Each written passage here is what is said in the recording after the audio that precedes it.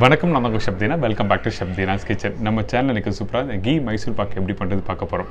இந்த கீ மைசூர் பாக் எப்படி பண்ணுறது சொல்லி செய்முறையில் கொடுத்துருக்கேன். அதுக்கு முன்னாடி இந்த நார்மலாக பண்ணுற இந்த மைசூர் பாக்கு, அதாவது ஓட்டையாக இருக்குல்ல, அந்த மைசூர் பாக்கும் இந்த கீ மைசூர் பாக்கும் எப்படி பண்ணுறாங்க ஒரு சின்ன டிஃப்ரென்ஸ் சொல்கிறேன். இந்த நார்மல் மைசூர் பாக் பண்ணும்போது நம்ம நார்மலாக சக்கரை பாவு எடுப்பீங்களே, அந்த சக்கரை பாவு எடுத்து டேரெக்டாக கடலை மாவு ஆட் பண்ணணும். அதுக்கப்புறம் இன்னொரு கடாயில் இந்த ஆயில் டால்டா ரெண்டுத்தையும் நல்லா சூடாக இருக்கும்போது இதில் ஆட் பண்ணி நல்லா குக் பண்ணிவிட்டு அதுக்கப்புறம் ஒரு ட்ரேயில் மாற்றி ஒரு 10 நிமிஷத்தில் ஸ்லைஸ் பண்ணி எடுத்தால் தான் உங்களுக்கு கரெக்டாக பீசஸ் வரும். இது நார்மல் மைசூர் பாக்.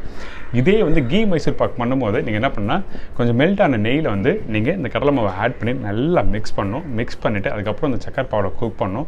குக் பண்ணி முடித்த பிறகு ட்ரேயில் மாற்றணும். இந்த ட்ரேயில் மாற்றும் போது கொஞ்சம் டைம் விட வேண்டாம். உடனே ட்ரேயில் மாற்றிட்டு ஒரு 3 மணி நேரம் விட்டு தான் நீங்கள் கட் பண்ணணும்.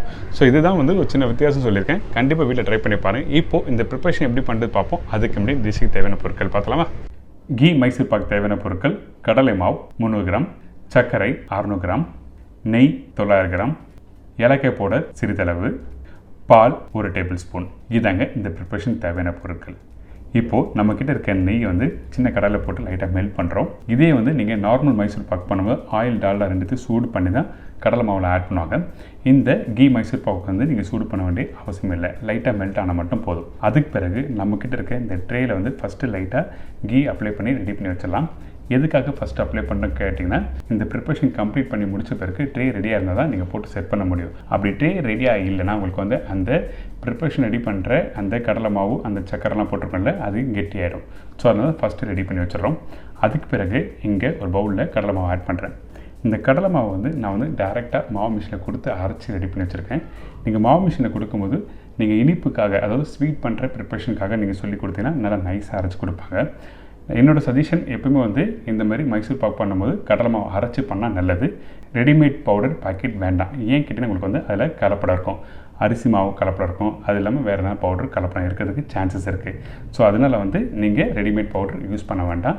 டேரெக்டாக மாவு மிஷினில் கொடுத்து அரைச்சி இது மாதிரி எடுத்துகிட்டு வந்துருக்கேன். அதுக்கப்புறம் மெல்ட்டான நெய் இதில் ஆட் பண்ணி நல்லா மிக்ஸ் பண்ணுங்கள். லிக்விடாக நல்லா கட்டியாக இல்லாமல் மிக்ஸ் பண்ணியிருக்கணும். அது மட்டும் இல்லாமல் நீங்கள் மாவு மிஷினில் கொடுத்து அரைச்சி முடித்த பிறகு நீங்கள் ஒரு சின்ன தட்டில் போட்டு லைட்டாக சூடு ஆரட்டுன்னு சொல்லி விட்டுருங்க. நீங்கள் அரைச்சி முடித்த உடனே மூடி போட்டு அப்படியே வச்சிங்கன்னா உங்களுக்கு கலர் மாறிடும். ஸோ இது ரொம்ப ரொம்ப இம்பார்ட்டன்ட். நீங்கள் வீட்டில் பண்ணும்போது நல்லா மிக்ஸ் பண்ணி இந்த மாதிரி லிக்விடாக எடுத்துருங்க. இந்த மாதிரி டெக்ஸ்சருக்கு எடுத்து வச்சிங்கன்னா உங்களுக்கு இந்த மைசூர் பாக் சக்கரை பாவு ரெடி பண்ண பிறகு இதில் ஆட் பண்ணி குக் பண்ண வேண்டியதான். இப்போது இந்த பேன் வச்சுருக்கேன். இந்த பேனில் ஃபஸ்ட்டு நம்ம சக்கரை ஆட் பண்ணுறோம். இந்த சக்கரை ஆட் பண்ண பிறகு 600 கிராம் சர்க்கரைக்கு 300லேருந்து 350 ml தண்ணி ஆட் பண்ணுறோம். இந்த தண்ணி ஆட் பண்ணி முடித்த பிறகு நீங்கள் ஸ்டவ் ஆனில் இருக்கக்கூடாது. அதாவது அடுப்பு ஆனில் இருக்கக்கூடாது. சக்கரை போட்ட பிறகு தண்ணி ஆட் பண்ண பிறகு தான் ஸ்டவ் ஆன் பண்ணணும். எதுக்காக கேட்டிங்கன்னா உங்களுக்கு நீங்கள் டேரெக்டாக ஆன் பண்ணிவிட்டு சக்கரை போடும்போது கேரமல் ஆகிடும். அப்படி ஆனால் உங்களுக்கு அந்த ப்ரிப்பரேஷன் சரியாக கொடுக்காது. சரிங்களா? இப்போ இந்த தண்ணியும் இந்த சர்க்கரையும் நல்லா கொஞ்சம் லைட்டாக மெல்ட் ஆகிற டைமில் நம்மக்கிட்ட இருக்க இந்த பாலை ஆட் பண்ணுறேன். பால் எதுக்காக ஆட் பண்ணால் இந்த சர்க்கரையில் இருக்க அழுக்கெல்லாம் க்ளீன் பண்ணுறதுக்காக ஃபஸ்ட்டு இந்த பால் ஆட் பண்ணுறோம். பால் ஆட் பண்ண பிறகு ஒரு கொதி வந்தோடனே அந்த அழுக்கு எல்லாமே சைடில் வரும். அதை அப்படியே ஸ்ட்ரெயினரில் ஃபில்டர் பண்ணி எடுத்துருங்க.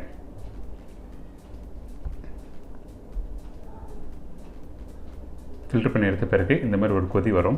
கொதி வந்த பிறகு உங்களுக்கு இந்த சக்கரை பாவு எப்படி எடுக்குதுன்னு உங்களுக்கு எல்லாருக்கும் தெரியும். அதாவது 2 கம்பி பதம் சொல்லுவாங்க. 2 கம்பி பதத்துக்கு வரதுக்கு முன்னாடி நீங்கள் எடுத்துருங்க. இந்த மாதிரி கையில் எடுத்திங்கன்னா ஒட்டணும். அதே டைமில் நீங்கள் அந்த சக்கரை பாவை எடுத்த உடனே கையில் தொடுவீங்க பார்த்தீங்களா, தொட்ட உடனே நீங்கள் 2 விரலும் வச்சு ஒட்டி நீங்கள் எடுத்திங்கன்னா உங்களுக்கு சரியாக வராது. ஒரு செகண்ட் எப்படி கையில் உதறிட்டு அதுக்கப்புறம் நீங்கள் கையில் 2 கையை தொட்டு பார்த்தீங்கன்னா உங்களுக்கு கரெக்டாக அந்த கம்பி பதம் வரும். இப்போ இதுக்கு பிறகு நம்ம கரைச்சி வச்சுருக்க அந்த கடலை மாவு இந்த சக்கரை பாவில் ஆட் பண்ணி நல்லா குக் பண்ணுறோம். நல்லா மிக்ஸ் பண்ணுங்க. நல்லா மிக்ஸ் பண்ண கரெக்டாக என்னென்னா அந்த சக்கரை பாவும் அதுக்கப்புறம் இந்த கடலை மாவும் கரெக்டாக நல்லா மிக்ஸ் ஆகும். முக்கியமான ஒரு விஷயம், நீங்கள் வீட்டில் பண்ணும்போது பர்டிகுலராக நல்லா மிக்ஸ் பண்ணணும். அப்படி பண்ணலைன்னா உங்களுக்கு அந்த பாட்டம் அந்த வெசல்ஸ் இருக்குல்ல, அதில் அடிப்பிடிக்க ஆரம்பிச்சிடும். ஸோ அதனால் நீங்கள் வீட்டில் பண்ணும்போது நல்லா மிக்ஸ் பண்ணிகிட்டே இருக்கணும். அதே டைமில் இந்த கடலை மாவு நீங்கள் வெந்து வர டைமில் உங்களுக்கு ஸ்மெல் வரும். அந்த ஃப்ளேவர் உங்களுக்கு வர ஆரம்பிக்கும். ஸோ பார்த்திங்களா, அந்த கடலை மாவு டெக்ஸ்சர் கொஞ்சம் லைட்டாக மாறும். அப்படி குக் பண்ண உங்களுக்கு நல்லா கெட்டியாகும். ஸோ அதில் இந்த ப்ரிப்பரேஷன் கம்ப்ளீட்டாக உங்களுக்கு கடலை மாவு சக்கரை பாவில் போட்ட பிறகு குறைஞ்சி ஒரு 25 minutes 30 minutes ஆகும். ஸோ அதனால் ப்ராப்பராக அப்படி நல்லா மிக்ஸ் பண்ணிடுங்க. கொஞ்சம் லைட்டாக கெட்டியாகிற டைமில் நம்ம என்ன பண்ணோம், நம்ம ஆல்ரெடி மெல்ட் பண்ணி வச்சுருக்கேன் இந்த நெய்யை ஸ்டெப் பை ஸ்டெப்பாக ஆட் பண்ண போகிறோம். இப்போ நெய் ஆட் பண்ணியிருக்கோம். நெய் ஆட் பண்ண பிறகு என்ன பண்ணுங்கன்னா அந்த கடலை மாவும் அந்த நெய்யும் டுகெதராக வந்து குக் பண்ண உங்களுக்கு வந்து சேரும். சேர்ந்த பிறகு அதுக்கு பிறகு திருப்பி நெய் ஆட் பண்ணி குக் பண்ணும். அது மட்டும் இல்லை, ஒரு முக்கியமான விஷயம், சைடில் நம்ம நார்மல் அல்வா கடாய் வச்சு வீட்டில் பண்ண மாட்டோம், நார்மல் பேன் தான் வச்சுருப்போம். அதனால் வந்து இந்த சைடில் ஒட்டுறதை வந்து நீங்கள் நல்லா ஸ்க்ரப் பண்ணி எடுத்து குக் பண்ணுங்கள். சம்டைம் வந்து வேகாது, அதனால் நல்லா ஸ்க்ரப் பண்ணி நல்லா குக் பண்ணணும்னு சொல்கிறேன். இப்போ பார்த்தீங்களா அந்த கீ ஆட் பண்ண உடனே அந்த கீ வந்து நல்லா மிக்ஸ் பண்ண அந்த அப்சர்வ் ஆகிடுச்சு. ஸோ இதுக்கப்புறம் இதே மாதிரி நம்மக்கிட்ட இருக்க எல்லா நெய்யும் வந்து இப்படி குக் பண்ணணும். நெய் அப்சர்வ் பண்ணாமல் நீங்கள் ஆட் பண்ண வேண்டாம். ஒன்ஸ் நீங்கள் அந்த மாவில் வந்து அந்த நெய் எல்லாமே அப்சர்வ் பண்ணணும், அதுக்கு பிறகு தான் நீங்கள் நெய் ஆட் பண்ணணும். இப்போ குக் பண்ண அப்படியே லேயராக உங்களுக்கு வந்து ஃபார்ம் ஆகும்.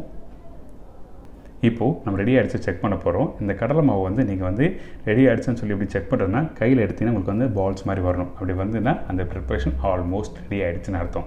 ஸோ இதுக்கு பிறகு நம்ம என்ன பண்ணுவோம்னா திருப்பி லைட்டாக நல்லா மிக்ஸ் பண்ணிட்டு இன்னும் கொஞ்சம் லைட்டாக நெய் ஆட் பண்ண போகிறோம். பாருங்கள் அந்த பால்ஸ் பார்த்திங்களா கரெக்டாக வருதா, இந்த மாதிரி வந்திருக்கணும். இதுக்கு பிறகு கொஞ்சம் லைட்டாக ஏலக்காய் பவுடர் ஆட் பண்ணுறேன். ஏலக்காய் பவுடர் ஆட் பண்ண பிறகு மிக்ஸ் பண்ணுங்கள். இப்போ கடைசியாக இருக்க நெய்யை இப்போ ஆட் பண்ணுறோம். இந்த நெய் ஆட் பண்ண பிறகு இந்த டைமில் வந்து லாஸ்ட்டாக நெய் ஆட் பண்ணுறோம் பார்த்தீங்களா, நல்லா வெந்த பிறகு கொஞ்சம் லைட்டாக ஹை ஃப்ளேம் வச்சு நல்லா மிக்ஸ் பண்ணிவிட்டு எடுத்து உடனே ட்ரேயில் மாற்றுறோம். நீங்கள் உடனே ட்ரேயில் மாற்றணும். அப்படி மாற்றாமல் விட்டிங்கன்னா கண்டிப்பாக வந்து என்ன பண்ண உங்களுக்கு வந்து கெட்டி ஆகிடும்.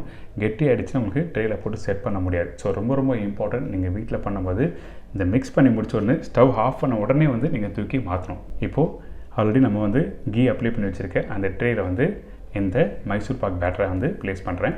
எல்லாத்தையும் நம்ம வந்து போட்டாச்சு. போட்ட பிறகு வந்து நல்லா சூடாக இருக்கும். இந்த டைமில் வந்து நம்ம என்ன பண்ண போகிறோன்னா இது கரெக்டாக வந்து 3 hours, அதாவது 3 மணி நேரம் கழிச்சு தான் நம்ம கட் பண்ணணும். இதே நார்மல் மைசூர் பாக் பண்ணும்போது வந்து நீங்கள் 10 நிமிஷம் கழிச்சு நீங்கள் கட் பண்ணால் பீசஸ் கரெக்டாக வந்துடும். இதுக்கப்புறம் வந்து நம்ம என்ன பண்ணுறோன்னா கொஞ்சம் சின்ன ஸ்பூன் எடுத்துக்கங்க. ஸ்பூன் எடுத்து நீங்கள் நெய் அப்ளை பண்ணிவிட்டு அதுக்கப்புறம் வந்து லைட்டாக அப்படியே ஷேப்புக்காக நீங்கள் ஒரு ஈவன் சைஸாக பண்ணணும்.